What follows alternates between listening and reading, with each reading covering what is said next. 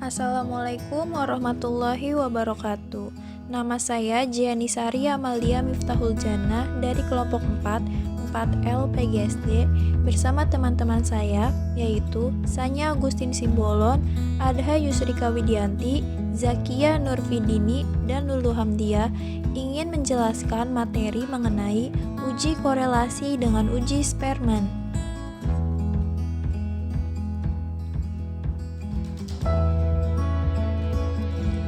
Uji korelasi dapat dibagi menjadi 3.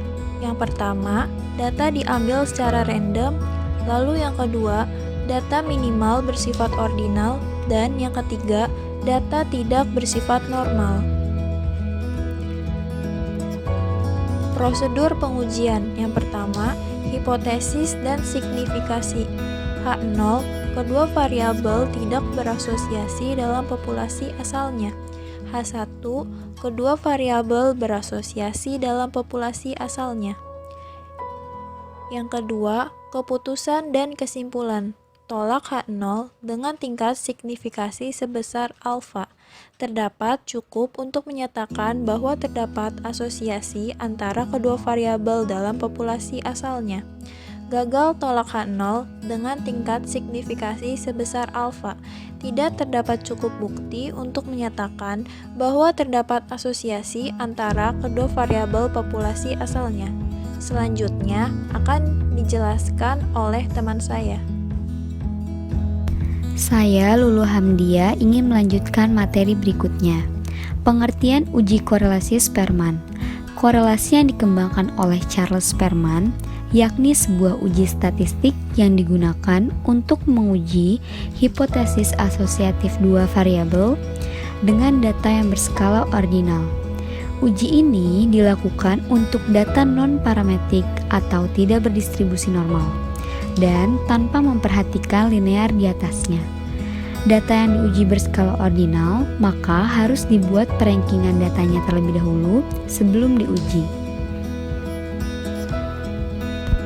Selanjutnya, uji korelasi Spearman digunakan untuk menguji ada tidaknya hubungan antara dua variabel. Pengujian dilakukan dengan menentukan koefisien korelasi dari dua variabel yang diuji. Koefisien korelasi Spearman dilambangkan dengan ρ untuk parameter dan Rs untuk statistiknya. Nilai koefisien korelasi Rs menyatakan seberapa kuat hubungan kedua variabel yang diuji. Selanjutnya akan dilanjutkan oleh teman saya. Saya, Adha Yusrika Widianti, akan menjelaskan tentang korelasi Spearman. Korelasi rang Spearman untuk mencari hubungan atau menguji signifikansi hipotesis asosiatif jika data variabel bebas dan variabel terikat tidak berdistribusi normal, tidak memiliki variansi yang sama atau tidak homogen, menggunakan skala pengukuran berbentuk ordinal. Berikut rumus korelasi rang Spearman. R sama dengan 1 dikurang 6 sigma D kuadrat dibagi N dalam kurung N kuadrat dikurang 1 tutup kurung. Keterangan D adalah selisih antara X dan Y. 6 adalah angka konstan. Selanjutnya, terdapat contoh soal korelasi rang Spearman. Suatu penelitian terhadap hubungan antara ranking tes masuk mahasiswa dengan ranking di kelas setelah ikut kuliah. Dari 10 mahasiswa yang terambil, ternyata penyebaran datanya sebagai berikut. Mahasiswa 1, 2, 3, 4, 5, 6, 7, 8, 9, 10. Ranking tes masuk 1, 2, 3, 4, 5, 6, 7, 8, 9, 10. Ranking kelas 10, 7, 8, 6, 5, 3, 4, 2, 9, 1. Berapa tingkat hubungan antara ranking tes masuk dengan ranking kelas sudah kuliah? Selanjutnya akan dijelaskan oleh teman saya. Saya, Sanya Agustin, akan melanjutkan materi yang sebelumnya, hipotesis. Yang pertama, H0 P1 sama dengan P2, yaitu tidak terdapat hubungan antara ranking tes masuk mahasiswa dengan ranking di kelas. Yang kedua, H0 P1 tidak sama dengan P2, yaitu terdapat hubungan antara ranking tes masuk mahasiswa dengan ranking di kelas. Pada tabel ini, X adalah data mahasiswa, Y adalah data ranking kelas, D adalah hasil pengurangan dari X dikurang Y, dan D pangkat 2 adalah hasil dari D kali D atau D pangkat 2. Rumus yang digunakan untuk contoh data ini adalah R sama dengan 1 dikurang 6 sigma D pangkat 2 dibagi N buka kurung N pangkat 2 dikurang 1. R sama dengan 1 dikurang 6 dikali 207. 207-nya itu didapat dari hasil penjumlahan keseluruhan D pangkat 2 dibagi 10. 10-nya itu terdapat dari jumlah data mahasiswa. Buka kurung 100 dikurang 1. 100-nya itu didapat dari 10 kali 10. Sama dengan 1 dikurang 1242 dibagi 990. 1242 adalah hasil dari 6 kali 207. Dan 990 adalah hasil dari 10 buka kurung 100 dikurang 1.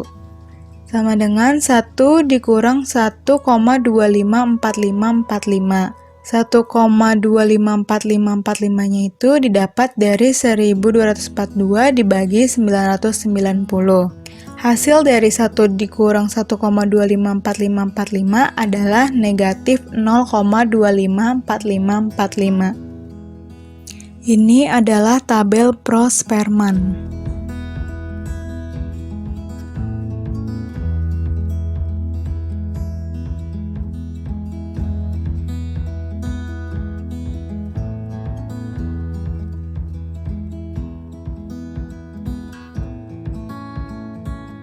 Korelasi Spearman. Gunakan nilai row tabel, gunakan nilai row Spearman pada lampiran atau tabel.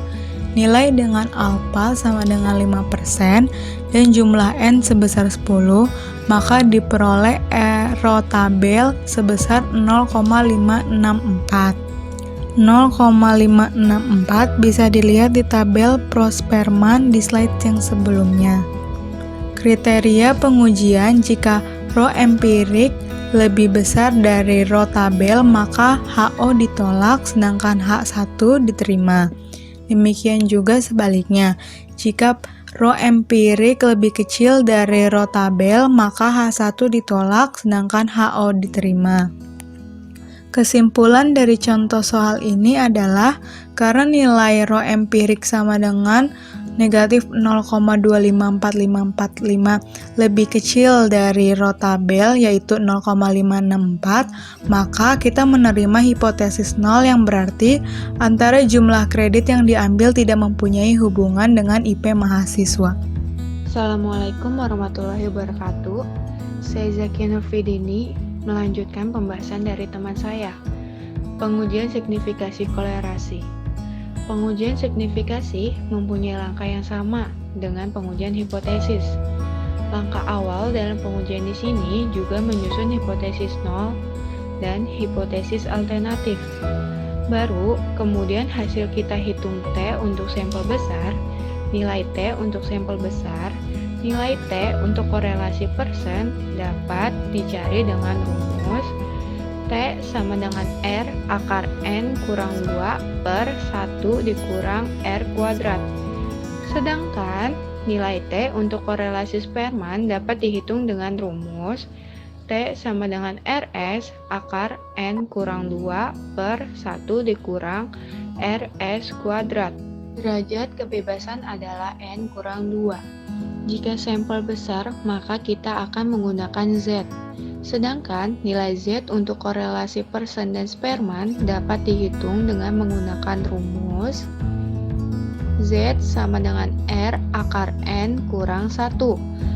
Dalam hal ini, kita menggunakan asumsi bahwa sampling distribusi daripada sampel berdistribusi mendekati normal dengan rata-rata sama dengan 0, dan standar deviasi sama dengan 1 per akar N kurang 1. Sekian dari kelompok kami. Wassalamualaikum warahmatullahi wabarakatuh.